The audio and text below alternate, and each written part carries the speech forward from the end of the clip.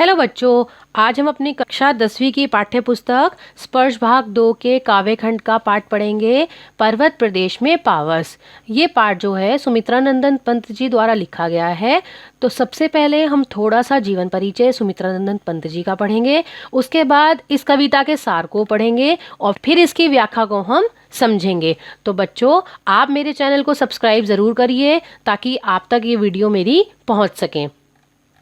सुमित्रानंदन पंत जी का जन्म उत्तरांचल के अल्मोड़ा जिले के कोसानी गांव में 20 मई सन 1900 में हुआ। इन्होंने 7 वर्ष की उम्र से ही कविता लिखना शुरू कर दिया था। इनकी प्रारंभिक शिक्षा अल्मोड़ा में ही हुई और इनकी मृत्यु 28 दिसंबर 1977 को हुई। इनकी जो रचनाएं हैं वो देखिए आप: ग्रंथि, गुंजन, ग्राम्य, युगांत, स्वर्ण किरण, स्वर्णधुली, कला और बूढ़ा चांद, लोकायतन, चिदम्बरा आदि। इन्हें पुरस्कार जो मिले हैं पद्म भूषण, ज्ञानपीठ, साहित्यिक अकादमी तथा सोवियत लैंड नेहरू पुरस्कार जैसे उच्च श्रेणी के सम्मानों से इन्हें सम्मानित किया गया।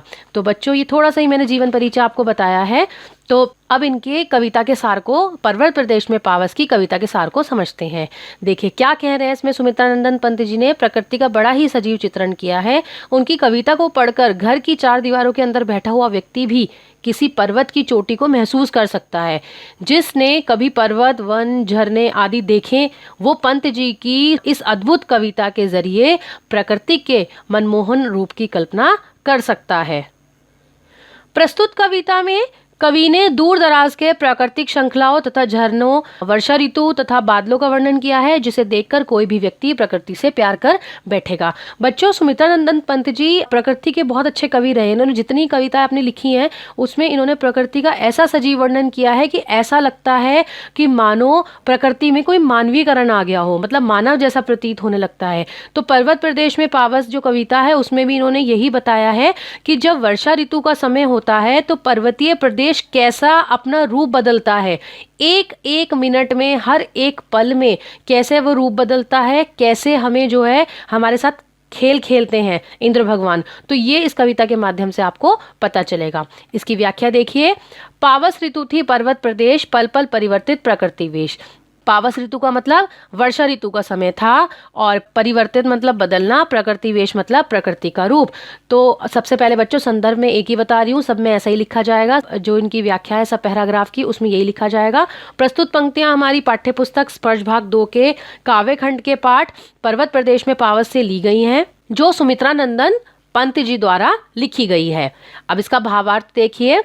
सुमित्रानंदन पंत जी की कविता पर्वत प्रदेश पावस की इन पंक्तियों में क्या कह रहे हैं पंत जी कि वर्षा ऋतु का वर्णन करते हुए वो कह रहे हैं कि पर्वत के ऊपर प्रकृति में पल पल हो रहे बदलाव के बारे में बता रहे हैं। उनके अनुसार वर्षा ऋतु में पहाड़ों के ऊपर कभी धूप खिल जाती है तो कभी उन्हीं पहाड़ों को घने काले बादल घेर लेते हैं, अर्थात उन्हें छुपा लेते हैं। तो आश्चर्य की बात तो यह है कि ये सब होने में क्षण भर का समय लगता है, यानी जो प्रकृति है वो हर पल वर्षा ऋतु के समय में अपने रूप को बदलती रहती है। मेखलाकार पर्वत अपार अपने सहस्त्रदिन सुमन फाड़, अवलोक रहा है बार बार नीचे जल में निज महाकार, जिसके चरणों में पलाताल दर्पण सा फैला है विशाल। इसमें देखिए मेखलाकार का अर्थ होता है करघनी आकार के पर्वत, सहस्त्र का मतलब होता है हजार, दृढ़ सुमन मतलब पुष्प रूपी आंखें, अवलोक रहा मतलब देख रहा है, महाकार का मतलब होता है विशाल आकार, ताल मतलब तालाब और दर्पण सा मतलब आईना यानी शीशा। तो इसका संदर्भ मैंने पहले ही बता दिया था। अब इसका आप भावार्थ देखिए। सुमित्रानंदन पंत की कविता पर्वत प्रदेश पावस की प्रस्तुत पंक्तियों में कवि ने पर्वत को एक करघनी के रूप में बताया है। पर्वत पर खिले हुए हजारों फूल पर्वत की नेत्र की तरह लग रहे हैं, यानी जो हजारों फूल पर्वतों पे खिल रहे हैं वो ऐसे लगते हैं मानो कि वो पर्वत की आंखें हों और वो हमें देख रही हों। ठीक पर्वत के नीचे फैला तालाब किसी दर्पण के समान काम कर रहा है, जिसमें पर्वत अपनी पुष्प रूपी आंखों से अपना विशाल रूप जो है वो निहार रहा है। यानी जो तालाब है उसमें जब पर्वत जो अपनी छवि देखता है तो ऐसा लग रहा है कि जैसे शीशे में पर्वत अपनी छवि को देख रहा है और वो उसको जो आंखें हैं वो उस छवि को निहार रही हों। तो ये देखिए बच्चों, इसमें इन्होंने मानवीयकरण की बात भी कही है। अब अगला पैराग्राफ देखिए। गिरी का गौरव गाकर झरझर, मद में नस नस उत्तेजित कर, मोतियों की लड़ियों से सुंदर झरते हैं झाग भरे निर्झर। इसमें गिरी का मतलब पहाड़ है। देखो बच्चों, कई जगह पर्यायवाची यूज हुए हैं पहाड़ के, तो आप वो ध्यान रखिएगा। मद का मतलब मस्ती है, और निर्झर मतलब हमारे जो झरने हैं। तो क्या कह रहे हैं, इसमें झरनों के बारे में बताया जा रहा है। सुमित्रा नंदन पंत की कविता पर्वत प्रदेश में पावस की, इन पंक्तियों में कवि ने किसी पर्वत से गिरते हुए झरने की सुंदरता का बखान किया है। झरना उसमें उठने वाले झाग के कारण मोतियों की लड़ियों के समान सुंदर लग रहा है। जैसे मोती की लड़ियां होती है ना सफेद, तो इसी तरह से झरना प्रतीत हो रहा है। उसके गिरने से पैदा हुई कल कल की गूंज मानो ऐसी लग रही है कि झरना पर्वत का गुणगान गा रहा हो। जिस पर्वत से झरना निकलता है बच्चों, उसे देखने के लिए मतलब उसके लिए गौरव की बात होती है, क्योंकि उसको देखने के लिए लोग उमड़ उमड़ कर जाते हैं। तो आपने भी देखा होगा, इसलिए वो उसका गुणगान कर रहा है।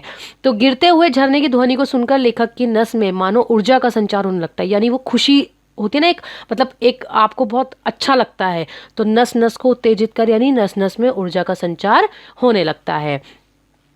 गिरिवर के उड़ से उठ उठ कर उच्च आकांक्षाओं से तरुवर है, झाग रहे नीरव नभ पर, अनिमेष अटल कुछ चिंता पर। इस पंक्तियों में जो है संदर्भ मैंने पहले बता दिया था, और इसमें जो है आपको पेड़ों के बारे में बता रहे हैं। तो सुमित्रा नंदन पंत जी कहते हैं कि इन पंक्तियों में ऊंचे ऊंचे पर्वत के ऊपर जो वृक्ष लगे हुए हैं उनके बारे में बता रहे हैं। तो कवि कहते हैं उन्हें देखकर ऐसा प्रतीत होता है कि ये पेड़ जो हैं पर्वत के हृदय से उगे हैं और सदैव ऊपर उठने की कामना में एकटक ऊपर आकाश की ओर देख रहे हैं।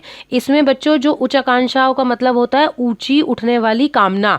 तरुवर का मतलब पेड़, उर का मतलब दिल, और नीरव नभ का मतलब शांत आकाश की ओर, अनिमेष मतलब एकटक, अटल मतलब एक जगह। तो वो ये जो है एकटक ऊपर आकाश की ओर देख रहे हैं, और उनकी जो ऊपर उठने की इच्छा है वो कुछ इस प्रकार प्रतीत हो रही है कि वे अपने लक्ष्य को पाकर ही रहेंगे। मतलब और ऊंचे उठ ही जाते हैं, वो उठते रहते हैं, उन्हें ऊपर उठने से कोई नहीं रोक सकता। साथ ही कवि को ऐसा भी प्रतीत होता है कि मानो वे किसी गहरी चिंता में डूबे हुए हैं। यानी पेड़ जब ज्यादा ऊंचे हो जाते हैं तो वो चिंता में इसलिए डूब जाते हैं कि उनको लगता है कि उनको कोई काट ना दे, तो एक गहरी चिंता भी है, या वो टूट ना जाए, तो वो चिंता में है, लेकिन फिर भी अपने लक्ष्य को पाने के लिए वो आगे की तरफ बढ़ रहे हैं, ऊंचे उठ रहे हैं एक जगह से। तो सुमित्रा नंदन पंत जी ने इस प्रकार से इसके बारे में हमें बताया है। उड़ गया अचानक लो भूदर, फड़का अपार पारद के पर, रवशेष रह गए निर्जर, है टूट पड़ा भू पर अंबर। इसका संदर्भ आप पहले की तरह ही लिखेंगे।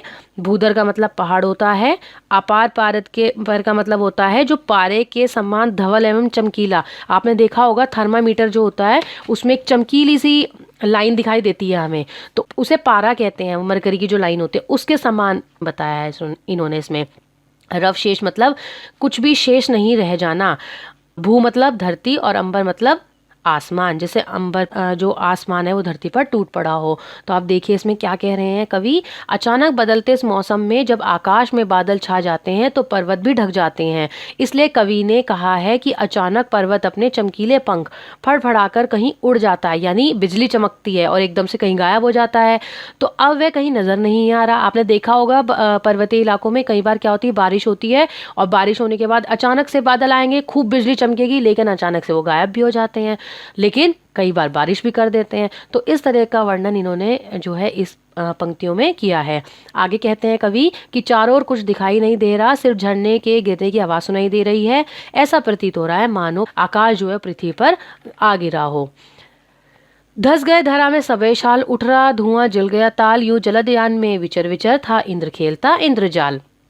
धस गए मतलब धरती में धस जाने। सभय मतलब होता है भय के कारण। शाल, शाल जो है एक वृक्ष का नाम होता है, उसको शाल बोलते हैं, वृक्ष जो पाए जाते हैं पर्वतीय इलाकों में, तो एक वृक्ष का नाम है। जलदयान मतलब बादल रूपी जो यान होते हैं, बादल रूपी जो यान होते हैं उसको जलदयान। विचर विचर मतलब इधर उधर घूमना। इंद्रजाल मतलब जादूगरी, इंद्र भगवान का जो इंद्रजाल है, यानी इंद्र भगवान जो है वो जादूगरी कर रहे हैं। तो संदर्भ बच्चों पहले की तरह ही लिखोगे। अब देखिए इसमें सुमित्रा नंदन पंत की कविता पर्वत प्रदेश पावस की। इन पंक्तियों में कवि कह रहे हैं कि घनघोर बारिश हो रही है। इस मूसलाधार बरसात के कारण वातावरण में चारों ओर कोहरा फैल जाता है, जिसकी वजह से शाल के वृक्ष, विशाल पेड़ भी दिखाई नहीं देते। यानी पेड़ बहुत लंबे लंबे होते हैं, बड़े बड़े होते हैं, लेकिन फिर भी इतनी तेज कई बार बारिश होती है कि धुआं धुआं फैल जाता है और हमें इतने बड़े बड़े पेड़ भी नहीं दिखाई देते। इसलिए कवि ने कहा है कि शाल के पेड़ डर कर धरती में घुस जाते हैं। इस निरंतर उठते कोहरे को देखकर ऐसा प्रतीत हो रहा है मानो तालाब में आग लग गई हो। आपने देखा होगा जब तालाब में तेजी से पानी गिरता है, यानी बारिश तेज होती है, तो तालाब में यानी पानी में भी धुआं सा उठने लगता है। तो ऐसा प्रतीत हो रहा है वो कि जैसे तालाब में आग लग गई हो। प्रकृति के विभिन्न रूपों को देखकर कवि को ऐसा लग रहा है कि जैसे इंद्र बादलों में घूम घूम कर अपना खेल दिखा रहे हो। यानी कहीं बरसात का मौसम है, कहीं कैसा मौसम है, तो इंद्र भगवान हमारे साथ खेल खेल रहे हो। अपनी माया रूपी यान में बैठकर, अपने बादल रूपी यान में बैठकर हमें जो है वो अपनी जादूगरी दिखा रहे हैं।